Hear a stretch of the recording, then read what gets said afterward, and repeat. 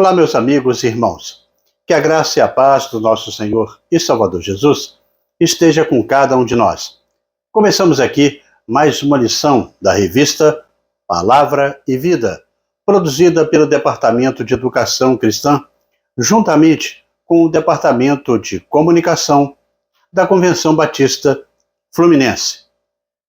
Esta revista, ela foi escrita pelo pastor Luciano Cozedei dos Santos e tem o título O Reino e o Monte, a cidadania do reino e o sermão do monte.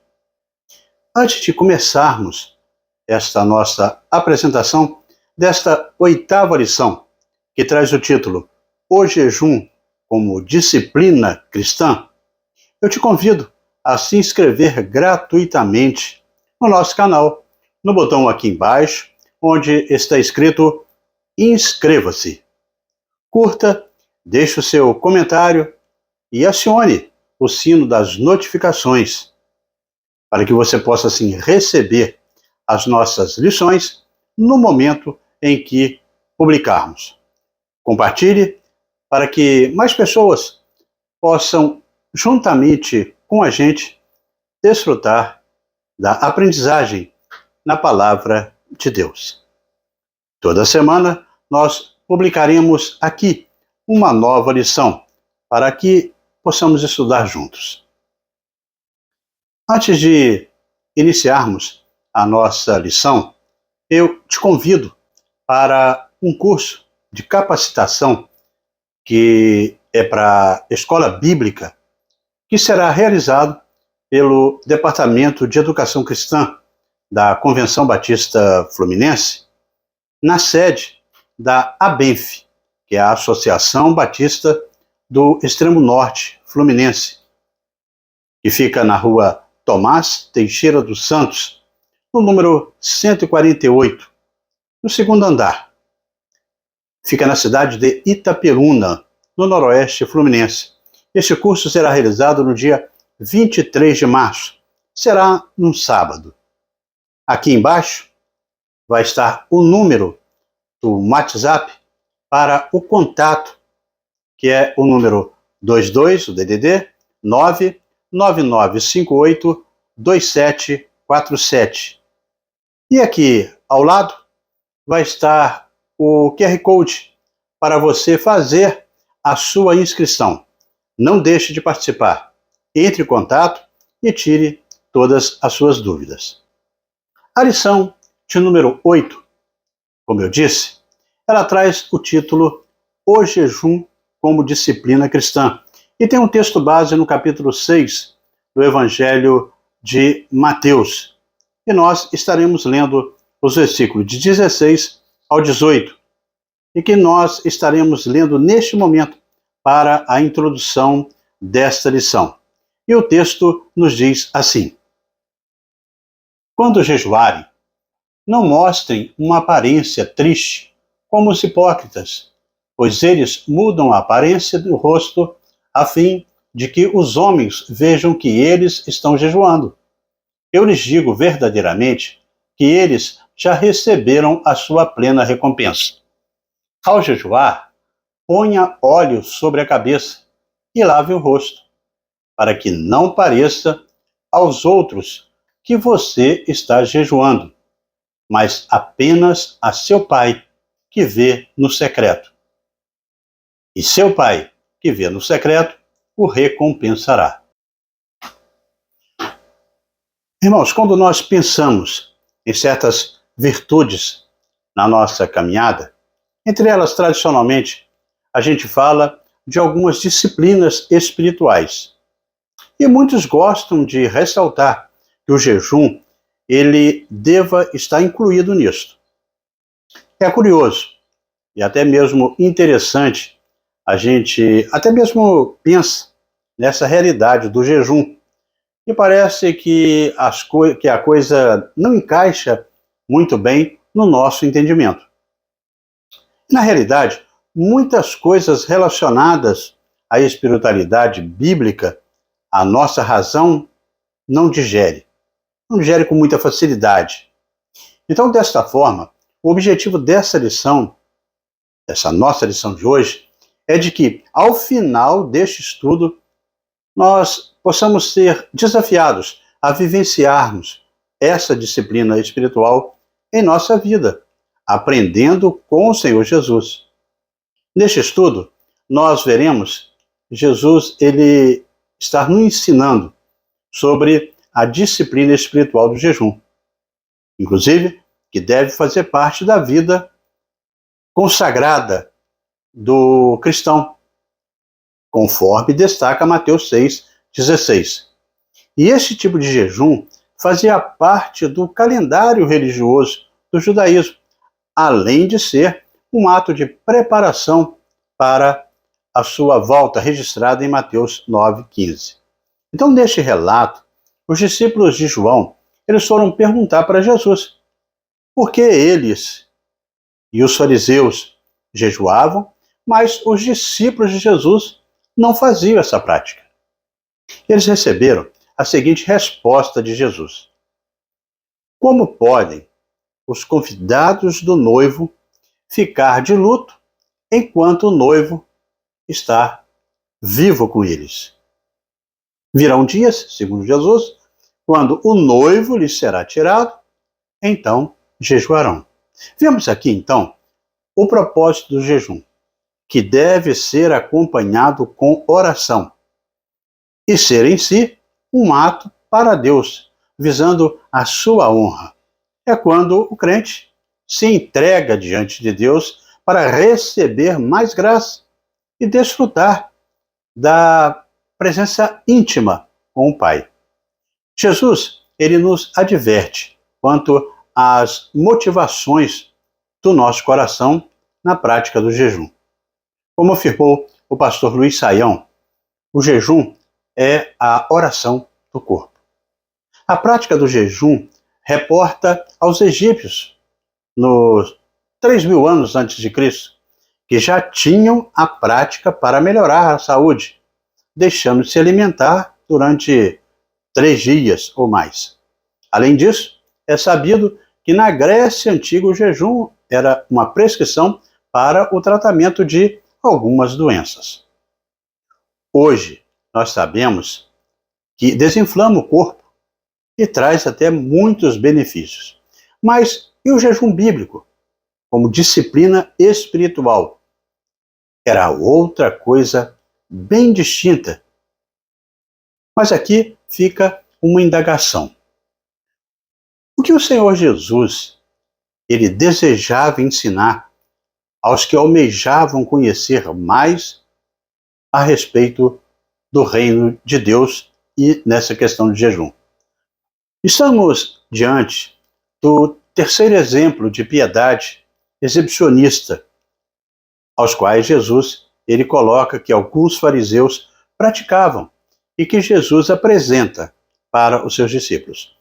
Alguns destes que Jesus aponta no texto de Mateus desfiguravam aí o rosto a fim de mostrarem aos homens o que estavam fazendo. Veja bem, não há aqui uma recriminação sobre o jejum, pois Jesus supõe que os seus discípulos eles vão jejuar. E quando praticassem essa disciplina, ele ensina que deveriam ungir a cabeça e lavar o rosto. No versículo 17 assim o diz.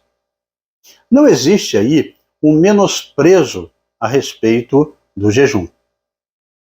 A lei mosaica, sob a qual viviam aí os ouvintes de Jesus, prescrevia um jejum anual, no dia da expiação, conforme retrata Levítico 16:29. O farisaísmo acrescentou 2 jejuns semanais, às segundas-feiras e também às quintas-feiras, e os usavam como ocasião para exibição pública de piedade. Entretanto, a verdade, ou a verdadeira função do jejum era indicar contrição profunda e a devoção temporária de todas as energias para a oração e a comunhão espiritual com Deus. Mas aquele jejum que exigia espectadores era uma tremenda exibição humana, sem característica alguma espiritual. Jesus, ele não instituiu o jejum para os seus discípulos, ainda que o jejum voluntário apareça aí ocasionalmente na Igreja Apostólica, como em Atos 13, 2 e 3. Não é uma ordenança deixada para os crentes, como é o caso da ceia e do batismo. No relato do texto que nós lemos no início da lição, vimos também que João Batista e seus discípulos também jejuavam regularmente. Mas os discípulos de Jesus não jejuavam. Encontramos referências ao jejum em toda a Bíblia. Moisés, por exemplo, se nós pararmos para ver, ele aparece com um destaque de alguém que muda uma história sendo protagonista nela. Ele jejuou 40 dias antes de pegar a lei. Em Êxodo 24, 17, 18, assim relata. O povo de Israel também foi comovido e convocado, como relata Levítico 16, 31 e Atos 27, 9, que retratam um jejum ritualista. O conhecido Yom Kippur, que é uma das datas comemorativas mais importantes do judaísmo. É o dia mais sagrado do calendário judaico, ou, em hebraico, o Shabá, no 10º dia do 7º mês, quando se humilhariam e não poderiam realizar trabalho algum, nem o israelita e nem tampouco o estrangeiro que ali residia. Elias, ele jejuou por 40 dias quando viajou até chegar à região do Horebe, o monte, quando Deus falou com ele.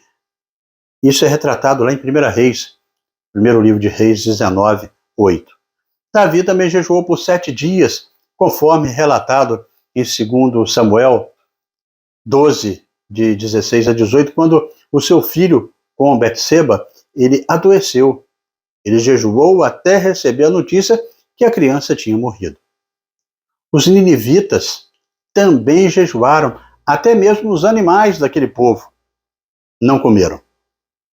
Está registrado aí em Jonas 3, 5, quando Jonas entrou naquela cidade e a percorreu durante um dia, proclamando que dentro de 40 dias Nínive seria destruída.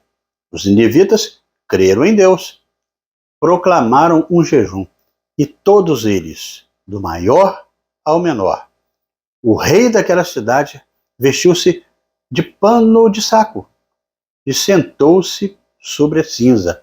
Até os animais, como vimos, foram privados de alimentos para alcançar a misericórdia de Deus. Daniel, por 21 dias, ele jejuou de acordo com Daniel 10, de 1 a 13, quando Deus falou com ele sobre o que aconteceria com aquele reino. Esther, e o curioso livro de Esther, que não fala sobre Deus, não fala em oração. Ali está registrado que durante 3 dias jejuou ela e o seu povo, até mesmo suas criadas, para que o rei pudesse ouvi-la em sua súplica. E conseguiu a bênção para o seu povo, conforme relatado em Esther 4, 15 e 16.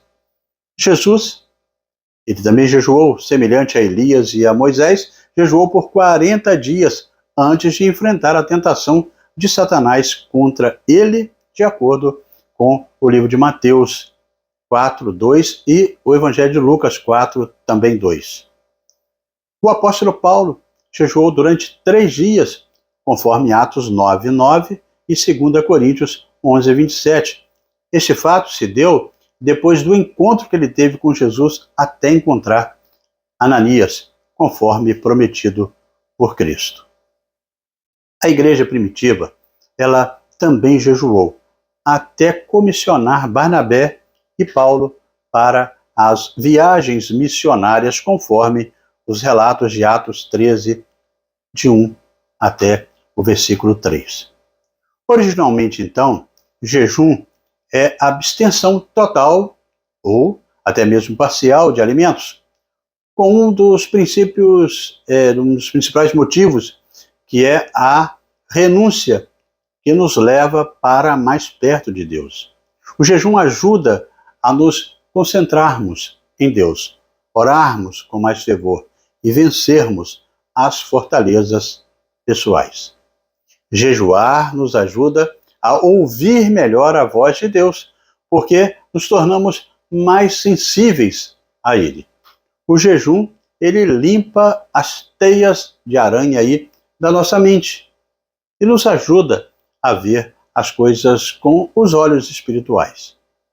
Assim vemos o jejum como forma de renúncia para uma maior aproximação de Deus, para executarmos a sua obra conforme os seus desígnios.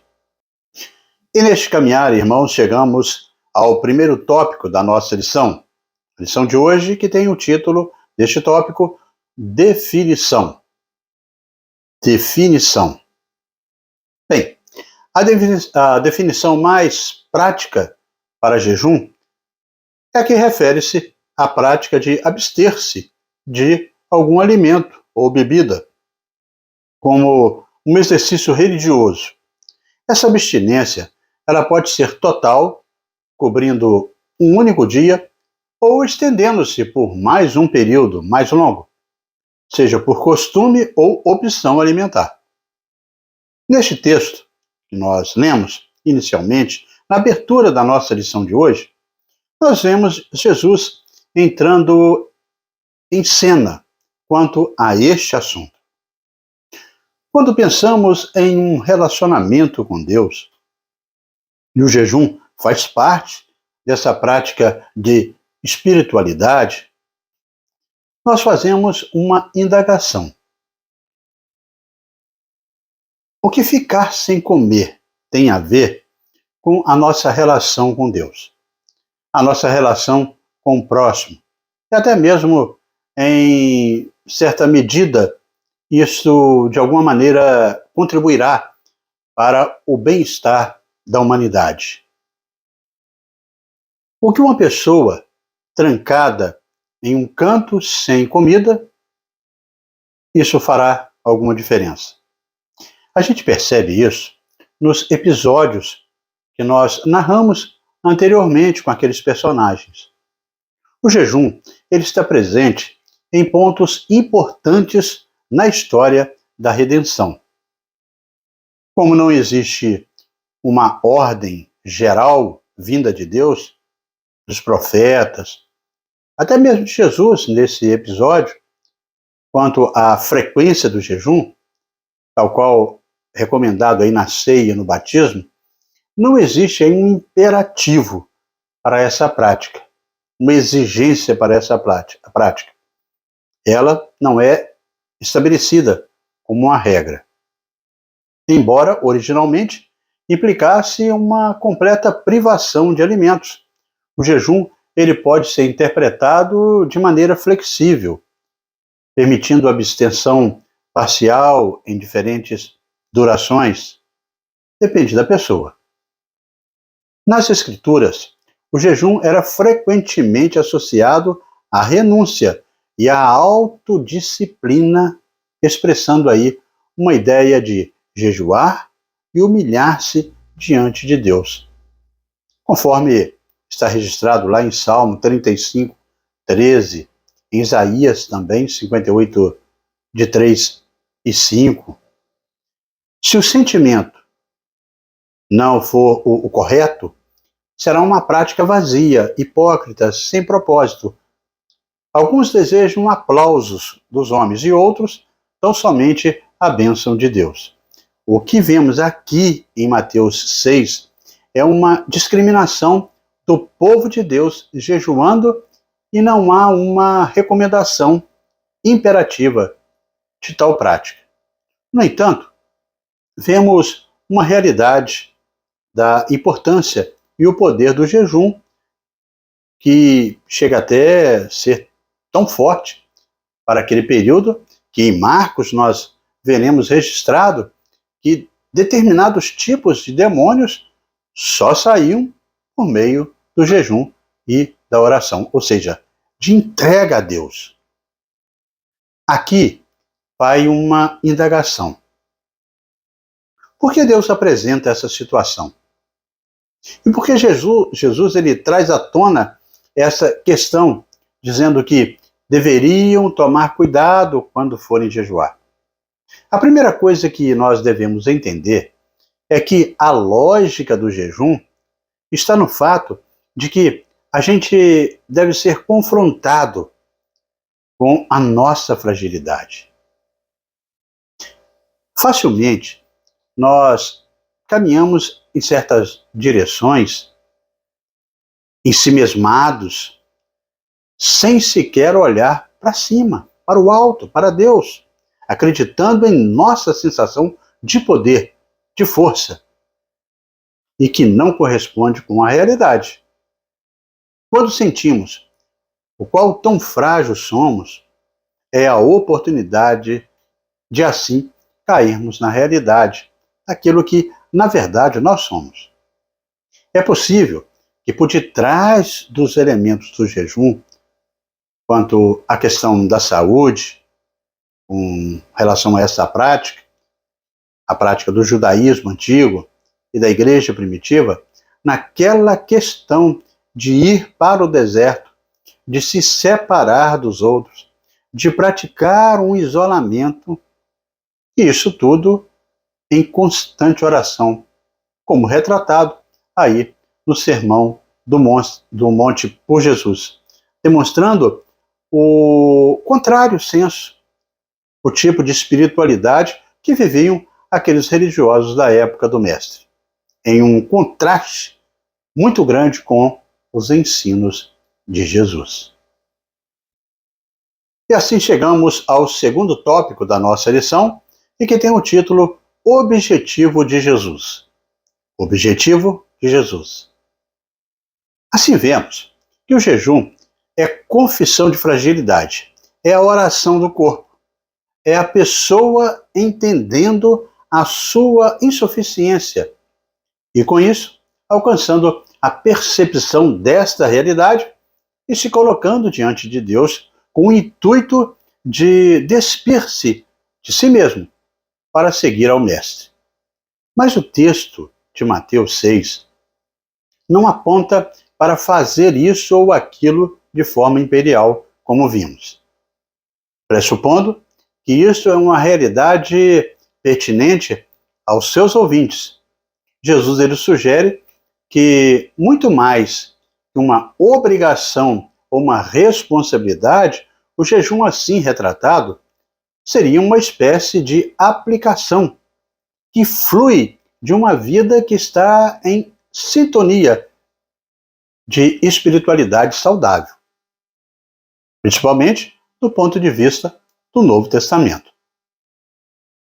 Como evidenciado anteriormente, Jesus ele parte do pressuposto de que os seus discípulos praticavam o jejum e o instrui, principalmente aqueles que estavam ouvindo ele ali, e instrui sobre os porquês e o modo de fazer, seja por arrependimento, oração, autodisciplina ou amor solidário. Existem sólidas fundamentações bíblicas para o jejum na vida cristã, independentemente das motivações individuais.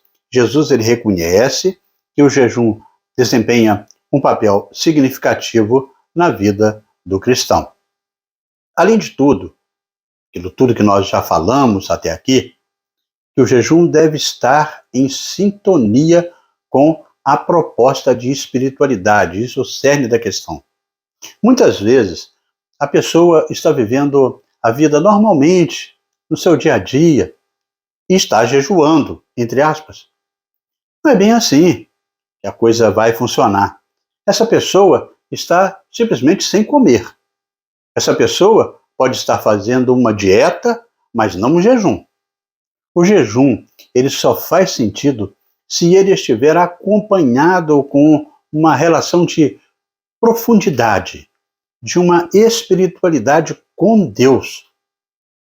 Se uma pessoa vai fazer jejum, que seja de modo separado, diante de Deus, com oração, com leitura bíblica e muita entrega espiritual ao Pai. Dessa forma, o jejum fará sentido. O objetivo do jejum não consiste em autopromoção, mas em disciplinar-se. Não visa a construção de uma reputação, mas expressa humildade diante de Deus. E cuidado também pelos necessitados. Se esses propósitos eles forem atingidos, com certeza experimentaremos recompensas significativas, não para a nossa vida material, mas espiritual. O Senhor Jesus ele destaca que orar é buscar a Deus, dar é servir aos outros e jejuar é uma prática de disciplina pessoal. No entanto, a hipocrisia pode comprometer a integridade dessas práticas, transformando-as em oportunidades para exibição pessoal. Não devemos ser meros espectadores de nossas próprias representações, como já se observou alguns autores nessa área. Assim vemos que o jejum é confissão de fragilidade, é a oração do corpo, é a pessoa entendendo a sua insuficiência e, com isso, alcançando a percepção dessa realidade e se colocando diante de Deus com o intuito de despir-se de si mesmo para seguir ao Mestre. Mas o texto de Mateus, ele não aponta para fazer isso ou aquilo de forma imperial, como nós já vimos aqui anteriormente. Pressupondo que isso é uma realidade pertinente aos seus ouvintes, aquelas pessoas que estavam ali junto dele no Sermão do Monte, Jesus então sugere que, muito mais que uma obrigação ou uma responsabilidade, o jejum assim retratado seria uma espécie de aplicação que flui de uma vida que está em uma sintonia saudável do ponto de vista do Novo Testamento com Deus. E assim, irmãos, chegamos ao nosso terceiro tópico da lição, e que tem o título O Caminho Apontado por Jesus. O Caminho Apontado por Jesus, com referência a Isaías 58, de 6 e 7. O texto de Isaías ele destaca o jejum que é aceito por Deus: saltar correntes da injustiça, desatar as cordas do jugo, pôr em liberdade os oprimidos e romper todo o jugo. É este. Não é partilhar sua comida com o faminto, abrigar o pobre, desamparado, vestir o nu que encontramos e não recusar ajuda ao próximo. Então, o jejum era praticado, por isso, em datas especiais do calendário judaico, como o dia da expiação, como está registrado em Levítico 23, 27. Então eram convocados no momento que havia escassez de chuva. Algumas pessoas tinham essa prática por autodisciplina moral e religiosa, como sinal de profundo arrependimento e quebrantamento diante do Senhor. Qual foi o problema que Jesus está resistindo a essa prática? O que inicialmente representava autodisciplina acabou por se deteriorar, transformando-se em uma oportunidade para uma ostentação, uma coisa pomposa de falsa retidão. O que antes simbolizava humildade passou a ser um indicativo de autossuficiência moral. Mas como fazer esse exercício sem ter questões espirituais equivocadas? Aqui nós notamos dois problemas. O primeiro problema é aquele que as pessoas entendem ser o jejum de acordo com os padrões pagãos. Ou seja, eu preciso me maltratar, me machucar, me ferir para convencer Deus de vir e me ajudar. Nesse sentido, surge uma perversa atitude de uma relação de troca, em que a pessoa acha que se ela der de alguma maneira se fragilizar muito, Deus irá se sentir pressionado e vai atender ao seu pedido. Então essa é uma prática comum do paganismo, onde as pessoas se machucavam para despertar a misericórdia de uma divindade, ou seja, muito fora do foco dos ensinos de Jesus. A outra maneira, complicada também, é a que Jesus denuncia aqui no capítulo 6 de Mateus. É quando o jejum vira uma moeda do, digamos, capitalismo espiritual. É quando o jejum se torna uma referência quando alguém olhar e dizer: olha, aquelas pessoas são realmente espirituais. Em vez de ser um jejum com a preocupação com o sofrimento do próximo, através das doações que se fazia, através da oração, da busca e dependência de Deus, ao contrário disso, vai ser feito publicamente, para passar aí pelo crivo da síndrome do holofote. Isso tudo para ter uma exposição, de modo que as pessoas ali, que essa pessoa, tivesse uma glória perante os outros. Eram estes os problemas que atingiam muitos religiosos da época de Jesus. É por este fato que Jesus diz que quando forem jejuar ou orar, não eram para eles saírem postando por aí, né? Na internet aí, como se fosse hoje, se mostrando para o mundo todo ver. O jejum também tinha o mesmo tratamento da oração. Isso se dá porque as pessoas começaram não somente a jejuar, mas faziam toda esta encenação. Criavam todo um ambiente para projetar-se a si mesmo como referência de espiritualidade superior. Isso maculava espiritualmente de uma maneira significativa e estava tornando realmente um problema para a religiosidade farisaica. Por isso, quando pensamos em termos de jejum na nossa realidade, precisamos resgatar essa questão da intimidade, da particularidade, do elemento que envolve a relação legítima e genuína entre particularmente a pessoa e o próprio Deus. Fica evidente que empreendimentos especiais demandam orações específicas, e isso inclui o jejum.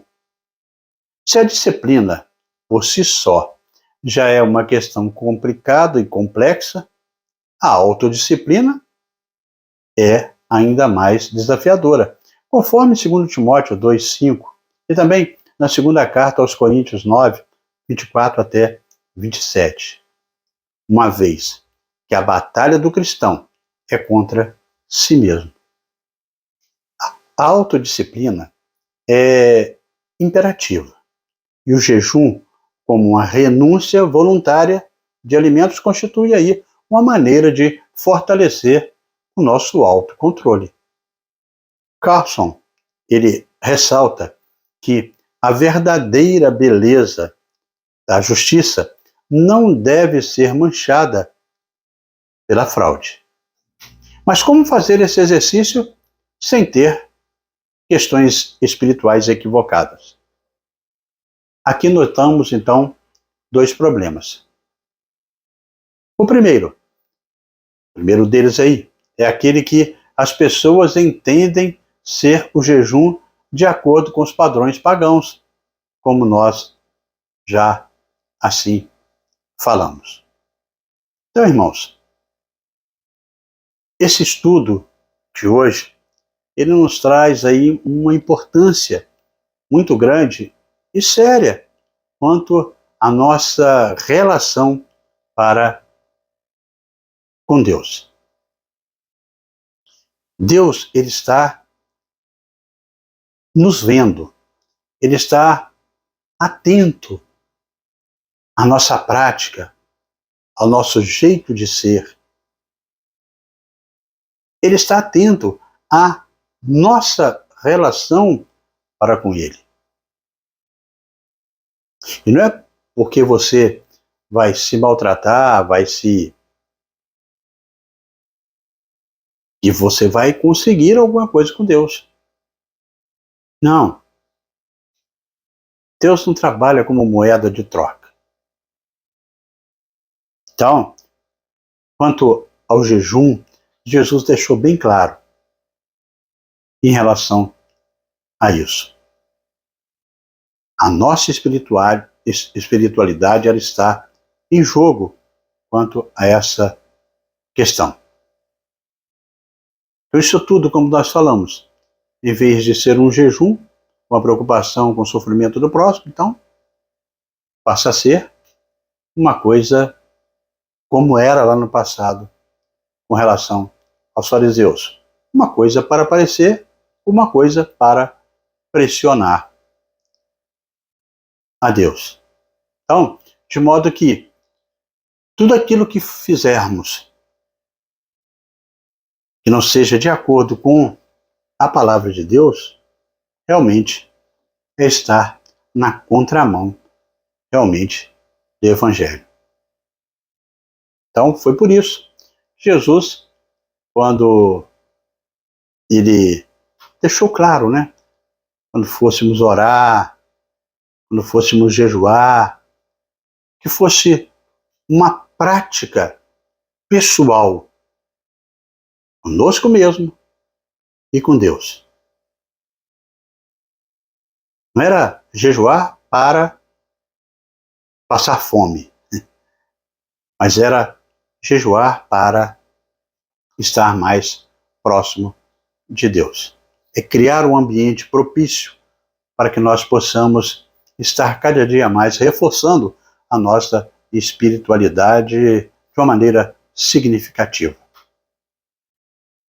Então, por isso, quando nós pensamos em termos de jejum, na nossa realidade, nós precisamos resgatar essa questão de intimidade, de particularidade do elemento que envolve essa relação realmente genuína e legítima da nossa pessoa com o próprio Deus. E dessa forma, amigos e irmãos, nós chegamos à conclusão da lição desta semana, a 8ª deste trimestre. Em Mateus 6, de 16 a 18, nós aprendemos muitas coisas importantes que Jesus ensinou a respeito do jejum. Um dos pontos é que nós aprendemos aqui que não dá para interpretar um papel no jejum. Tem que ser de verdade. A segunda coisa que nós vemos aqui, aprendemos também, é que não podemos esquecer que Deus tudo vê, tudo está diante de Deus. Então, o jejum é uma disciplina espiritual, é uma negação do eu. Ele precisa honrar e glorificar a Deus, por ser uma oferta a Ele. Esta é a beleza da vida cristã, a comunhão íntima e sincera com o Pai. Isso nos ajudará a discernir a voz de Deus e termos também objetivos claros e transparentes na vida cristã. Fica aqui a nossa indagação. Como devemos fazer o jejum? Como essa prática deve fazer parte aí da nossa vida? Em primeiro lugar, jejum é recomendável. E também não existe fórmula específica para a sua execução. E ele também não é exigido. É saudável e bom que muitas comunidades cristãs aí, por exemplo, que em determinados momentos definam essa prática como um propósito para a santificação. Não como regra, e nem para todos. No entanto, é sempre para demonstrar a nossa fragilidade do ser quanto ao poder de Deus, diante do poder de Deus. É a confissão de que as nossas forças são limitadas e a gente se concentra em Deus. Devemos também entender que o jejum deve ser sempre acompanhado de bom senso. Isso é importante.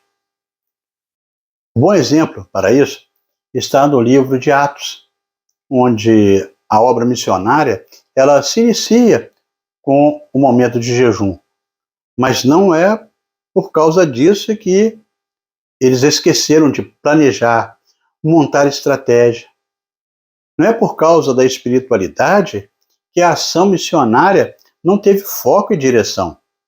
Assim, o jejum deve ser acompanhado de bom senso. Pessoas que têm problemas sérios de saúde, outras que têm até mesmo limitações muito específicas, que querem se sujeitar a um jejum muito prolongado, precisam tomar cuidado, pois já teve casos aí de haver prejuízos terríveis por agirem de maneira inadequada e com irresponsabilidade para tal, achando que o sacrifício do jejum era a única maneira de, alguma forma, ser atendidos por Deus como uma moeda de troca. Se jejuamos, deve ser em função da nossa relação com a graça de Deus. Jejum funciona como uma espécie de culto, de dependência, de gratidão, e não como uma atitude de obrigação. De quanto maior o sofrimento, melhor para atingir uma espiritualidade séria. Não é assim. Neste caso, é importante que as coisas venham a ser feitas adequadamente e com responsabilidade. Então, descobrimos nessa lição que o jejum ele tem o seu valor, que é importante, não é marca de espiritualidade principal, o seu uso pode ser indevido se não for um propósito de acordo com o chamado de Deus para tal. Mais uma vez, a gente lembra que, na história da redenção, muitos jejuaram. Porém, essa pontuação foi feita por pessoas que ficaram em uma situação de extrema vulnerabilidade. E que no momento de sua relação com Deus, jejuaram e o fizeram de uma maneira profunda, como um propósito de Jesus. E esse exemplo serve para a gente aí entender que apesar de nossas boas ações, das nossas orações, do nosso jejum, quando são feitos sob a direção de Deus, como em Atos 13, os desdobramentos espirituais são extraordinários, se for a vontade de Deus. Se forem feitos na direção da nossa glória, na carne, na nossa intenção inadequada, certamente nós não teremos qualquer ação positiva desse jejum. E nesse caminhar, amigos e irmãos, chegamos ao nosso momento para pensar e agir, com as 3 reflexões que sempre fazemos no final de cada lição. A primeira delas: mais uma vez, estamos diante da vida prática e verdadeira aos olhos de Deus. Somos levados a percebermos as intenções do coração. E aí vai uma pergunta: você costuma praticar essa disciplina espiritual?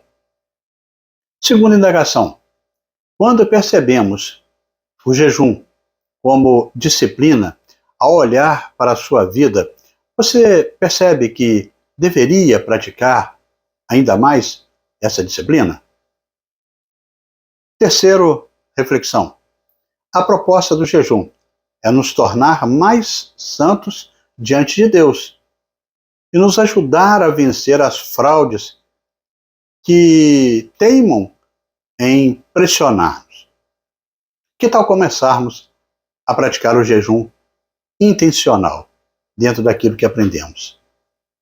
Que possamos, então, a partir desse dia, pensar com fé e obediência nessas três propostas e que assim estejamos crescendo em nossa relação e intimidade com Deus. Que essa lição de hoje possa ressignificar nossas atitudes quanto ao jejum. Que possamos dar novo sentido, um novo valor, uma nova forma e função do jejum, com o intuito de superar os padrões da hipocrisia religiosa, como Jesus assim nos deixou ensinado.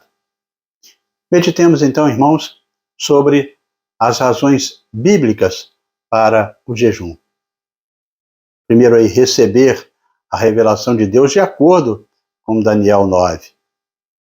Segundo aí, vencer o pecado, como destaca Isaías 58:6. Em terceiro, declarar que Deus é prioridade em nossa vida, de acordo com Mateus 4:4.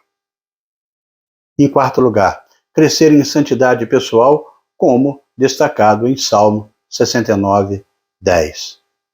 Em quinto lugar, obter vitória sobre Satanás, como ensinado em Mateus 9:29. Que Deus, a cada dia, esteja nos abençoando, abençoando a minha vida, a sua vida, com relação à nossa busca por uma espiritualidade mais profícua com relação à presença de Deus em nossas vidas. E assim, amigos e irmãos, terminamos mais uma lição da revista Palavra e Vida. Mas antes de você sair, eu te convido para que você se inscreva no nosso canal. No botão aqui embaixo, onde está escrito inscreva-se, curta, deixe o seu comentário, acione o sino das notificações e compartilhe para que mais pessoas também possam desfrutar do conteúdo para a edificação de cada um na aprendizagem da Palavra de Deus. Na próxima semana, nós estaremos estudando a lição de número 9, e que tem o título Perspectiva do Reino. Perspectivas do Reino. Estaremos publicando aqui esta nova lição, se Deus assim nos permitir. Amém?